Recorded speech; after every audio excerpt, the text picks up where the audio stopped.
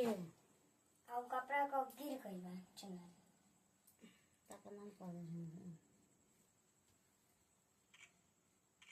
बस देख कितना मस्त है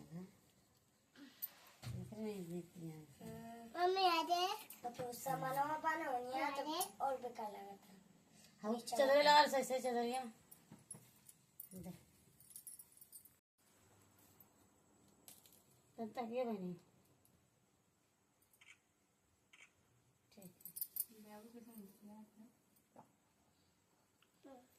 फोटोइया में एकदम अखिया फूले खावत था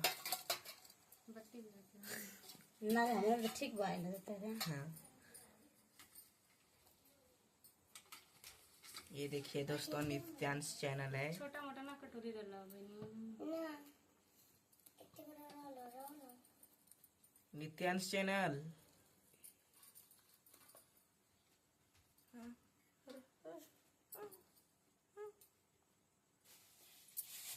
चदर का कपड़ा घर हमार मोबाइल है कौन कहाँ है लसा हमार मोबाइल कहाँ है लसा तो ये कहाँ कहाँ हो कहाँ दे दे काटा दे दे दिख नहीं ये गौरी प्लेट से आता अरे चल परोड़ा ले ले खराब से मेरे अरे वो टिफिन में ले आई चला चलना भी चल भाई हाँ हाँ मंगा से तो पत्ता बनी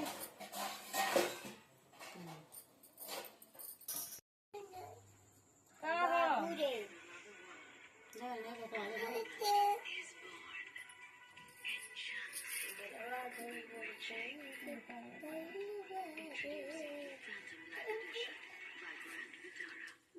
डीजे में लगा दे तेज स्वाद रे बाबू का थोड़ा नमस्कार दोस्तों, आज की हमारी इस वीडियो में हम आपके लिए हरियाली तीज की पौराणिक कथा लेकर आए हैं। हरियाली तीज का त्योहार श्रावण मास के शुक्ल पक्ष की तृतीया तिथि को मनाया जाता है। यह व्रत भगवान शिव और माता पार्वती के दूध बनाते ये नहीं पति पत्नी के रिश्ते को अटूट और पवित्र बनाता है। हरतालिका तीज का व्रत केवल पारिवारिक सुख का ही नहीं बल्कि आत्मिक शांति और ईश्वर से जुड़ाव का साधन भी है।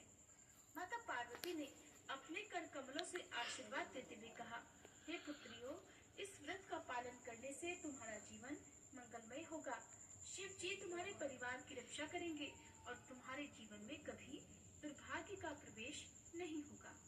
इस प्रकार प्रिय भक्तजनों, हरतालिका तीज व्रत कथा का समापन होता है। सभी प्रेम से बोलिए पार्वती पते हर हर महादेव। बंद कर दे। दुनिया में हर मिनट सन फार्मा की 1000 दवाइयाँ लिखी जाती है, यानी हर मिनट बंद कर दे। 1000 दिलों में ढलकती है सेहत, जो मुस्कुराहट। तभी तो सन फार्मा दुनिया के 100 से भी ज्यादा देशों में उम्मीद की किरण जगाता है। सन फार्मा बहुत उजियारा होता खेत में। हरतालिका तीज की आरती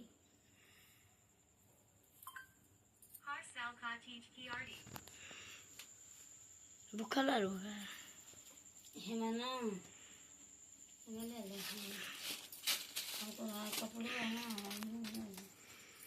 माथे थोड़ा था लेने है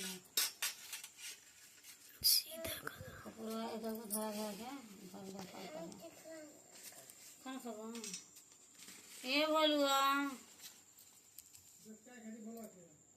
अरे काजा बहनी खाने दे भूखा ही भी खा के आ गया का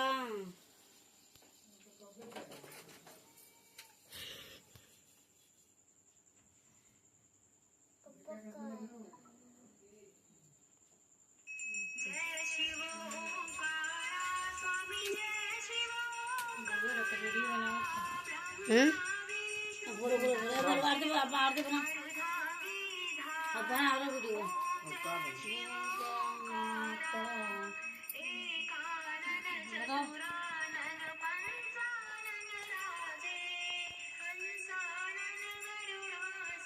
शॉर्ट वीडियो बनाओ शॉर्ट वीडियो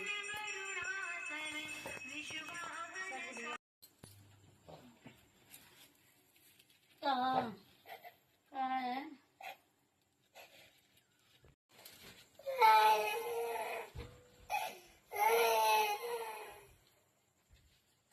सरस्वती की पूजा करते हैं।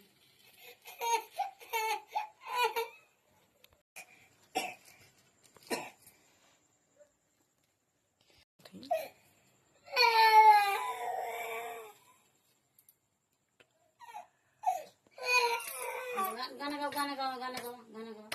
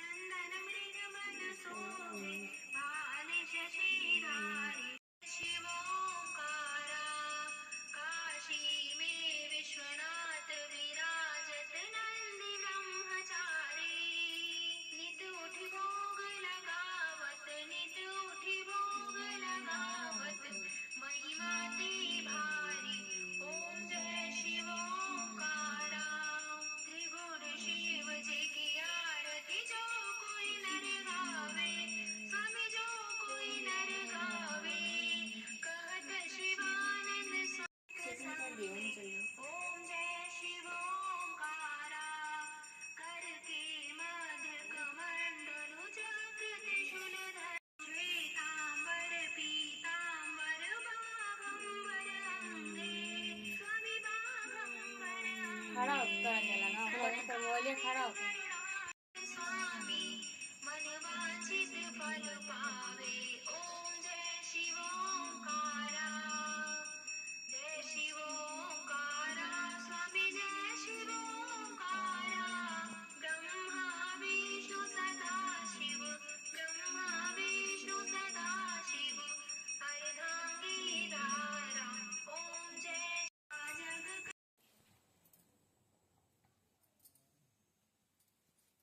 झटल लाइट कहना पड़ता है। एक लाइट कहना पड़ता है बोलो। वो का लाइट बाय वाला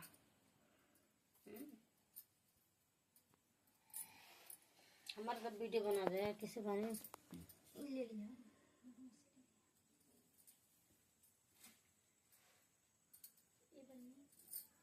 थोड़ा चावल लेके आओ कहाँ से चले गए? चला टिप दो। यहाँ से हाँ चावल डब्बा है ना है मैं जिरिया बना ना यार वैसे तो खोला हुआ करना वाला ड्रामा हम बारे में लाइन आता है भक्तक बोलो तो 2 किलो को झाट हुआ से ला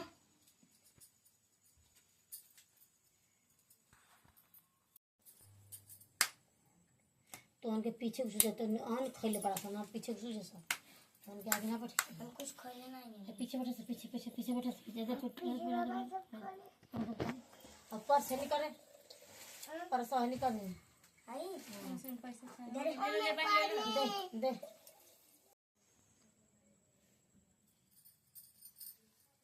भगवान जी के ले ले दे भगवान जी के ना साफ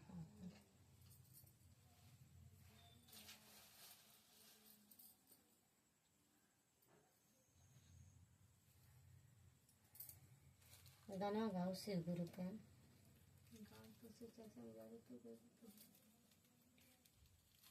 गीत गाला केतना दुख वाली कले बड़ा कर माए शिव गुरु केतना दुख वीडियो बने देता मैं तो अरे बुझे तो पीछे तो आएगा ना जय हो भगवान शुरू माता शुरू को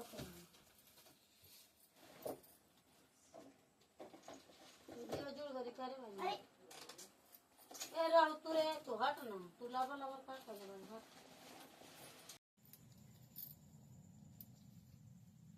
हारा पहना दिखा वहां रुक जो नहीं पर रे हारा मंटी का बड़ा अच्छा लगे बड़े और अच्छा लगे मत पकड़ है ले बाहर जबर के तो बना अरे हटो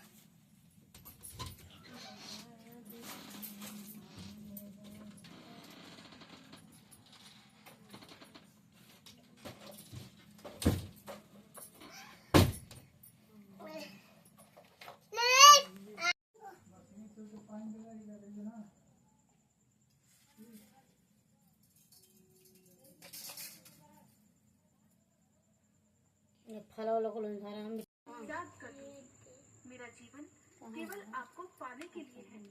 आप ही मेरे आराध्य हैं, आप ही मेरे सर्वस्व। उनकी साधना से उनके शरीर से प्रकाश की ऐसी मैंने हटा था रही थी कि मुड़ी हटा चारों आलोकित हो थी। वन के वृक्ष पुष्पों से लद गए, पशु पक्षी शांत हो गए और समस्त वातावरण पवित्र हो उठा। ये देखकर शिव जी के हृदय में करुणा और प्रेम उमड़ पड़ा। उन्होंने मन ही मन कहा, अब और परीक्षा की आवश्यकता नहीं। बना इनकी भक्ति, इनका त्याग और अटूट निष्ठा तो बड़ा बड़ा वीडियो बनाइए ना, यही मेरी वास्तविक बढ़िया अर्धांगिनी बढ़िया है। इस प्रकार पार्वती जी में चरम सीमा और स्वयं शिव जी भी उनके अटूट प्रेम और समर्पण से पिघलने लगे। जब पार्वती जी की तपस्या अपने चरम सीमा पर पहुंची, नाले बड़े तब महादेव ने निश्चय किया फोटो कि खींच अब रहे मुझे इनके सामने जाना चाहिए, परंतु सीधे अपना तो रूप ना दिखाकर तो खाना इनकी खा अधूरी पड़ी। रह जाएगी। मुझे इनके संकल्प की दृढ़ता एक हम बार पूरा और बना थे तो वो दे बना था वो बती त्याग कर एक साधारण वृद्ध ब्राह्मण का रूप धारण किया।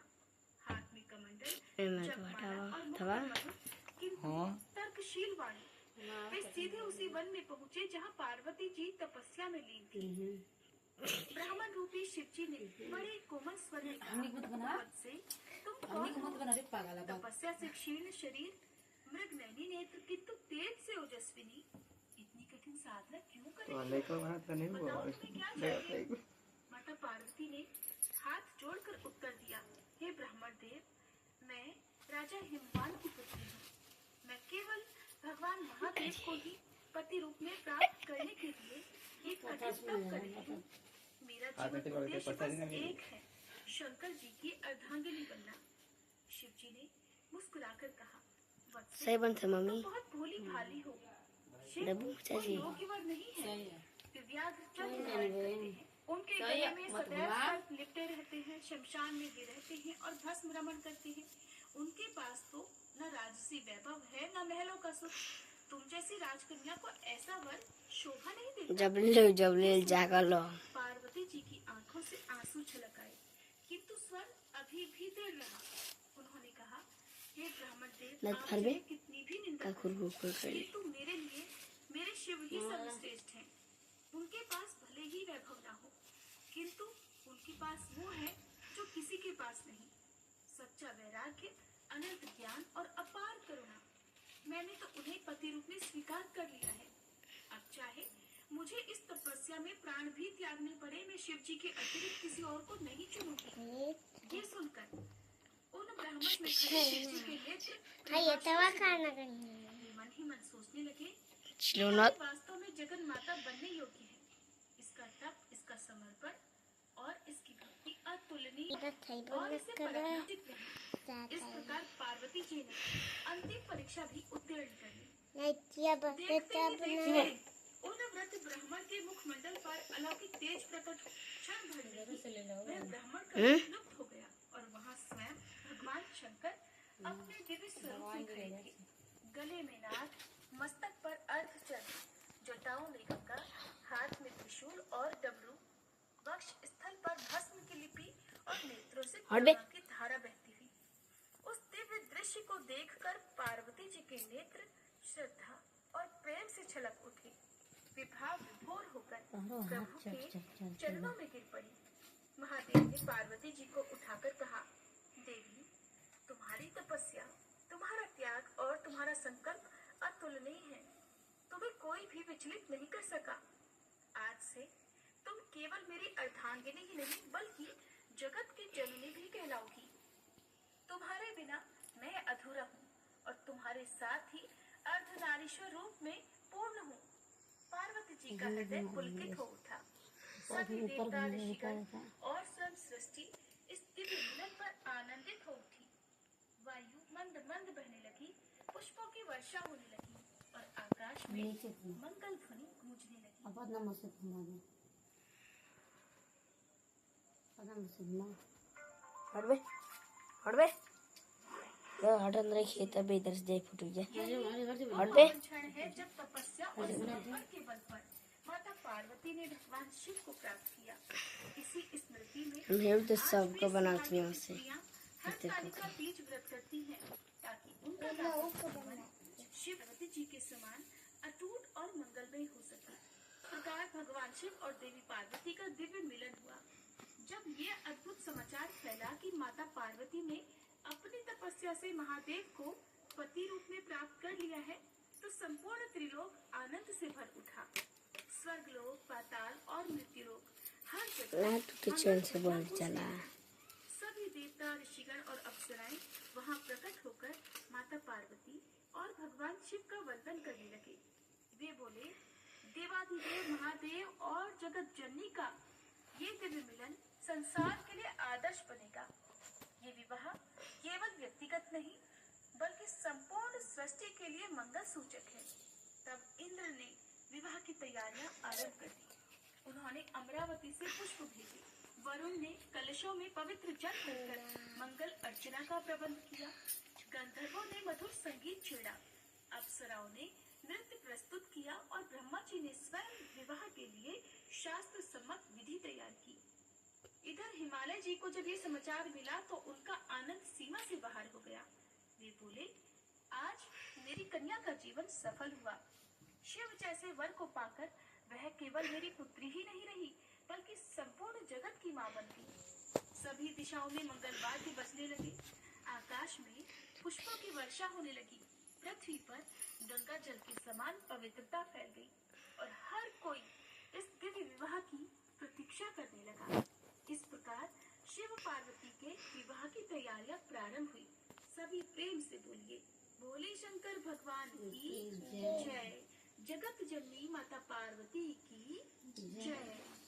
अब भगवान शिव और माता पार्वती वंदना मुझसे स्वयं कैलाश पर्वत को सजाया गया। देवताओं ने स्वर्ण, रत्न और दिव्य पुष्पों से संपूर्ण पर्वत को अलंकृत कर दिया। मंद मंद पवन सुगंध बिखेर रही थी। आकाश में शंखनाद और ढोल नगाड़ों की ध्वनि गूंज रही थी। जब भगवान शिव बारात लेकर निकले तो दृश्य अद्भुत था। भूत, प्रेत, गण, योगी, ऋषि, देवता सभी इस बारात में सम्मिलित थे। कहीं डमरू बज रहा था, कहीं शंख ध्वनि हो रही थी तो कहीं आनंद नृत्य। वर के रूप में शिव जी अद्वितीय लग रहे थे। विलक्षण, भस्म से लिप्त, गले में हार, सिर पर गंगा और अर्धचंद्र। देवताओं ने सोचा कि पार्वती जैसी कोमल, सौम्य और ललिता देवी का विवाह इन भस्मधारी, विषधर, विचित्र बारात के साथ कैसे होगा। परंतु वे ये भी जानते थे कि ये मिलन ही सृष्टि का संतुलन है। सौम्यता और उदारता का बना देनी है। शक्ति और शिव का एक तत्व। ब्रह्मा जी ने यजमान का स्थान लिया। विष्णु जी ने वरपक्ष का प्रतिनिधित्व किया और नारद जी ने मंगल गीत गाए। पवित्र अग्नि प्रज्वलित हुई और उसमें भगवान शिव और माता पार्वती ने सप्तपदी ली। पार्वती जी ने शिव जी के गले में वरमाला डाली और शिव जी ने भी माता को अर्धांगिनी रूप में स्वीकार कर लिया। विवाह के प्रयास करते बोले, देवी आज से केवल मेरी पत्नी ही नहीं बल्कि मेरे अर्धभाग में सदैव निवास करती। हम दोनों मिलकर इस संपूर्ण सृष्टि को धारण करेंगे। अर्धनारीश्वर का दिव्य रहस्य प्रकट हुआ। देवताओं ने पुष्पों की वर्षा की, गंधर्वों ने गान किया और अप्सराओं ने नृत्य किया। सृष्टि का यह दिव्य मिलन युगों युगों तक स्मरणीय हो गया। इस प्रकार भगवान शिव और देवी पार्वती का विवाह संपन्न हुआ और हरतालिका तीज का पर्व इसी अमर मिलन की स्मृति में मनाया जाने लगा। विवाह संपन्न होने के बाद जब देवता, ऋषिगण और समस्त लोग आनंदित हुए, तब माता पार्वती ने संसार की स्त्रियों को व्रत का फल समझाते हुए कहा, हे देवियों, जिस प्रकार मैंने कठिन तप करके शिव जी को पति रूप में प्राप्त किया, उसी प्रकार जो स्त्री श्रद्धा और विश्वास से हरतालिका तीज का व्रत करेगी, वह अपने पति की दीर्घायु, सौभाग्य और अखंड सुहाग प्राप्त करेगी। अविवाहित कन्याएं पास्ता ले ले आवे जिससे के गले को बना ला सा वर अवश्य मिलेगा। जो तो बना ला सा रोटी जो भात कोई खा ले। इस व्रत का पालन करेगा वह जीवन में कभी दरिद्रता, दुर्भाग्य और अकाल मृत्यु का शिकार नहीं होगा। ये व्रत घर में सुख, शांति और समृद्धि को बढ़ाने वाला है। सभी देवताओं ने इस दिव्य व्रत की महिमा सुनकर माता पार्वती और शिव जी को प्रणाम किया।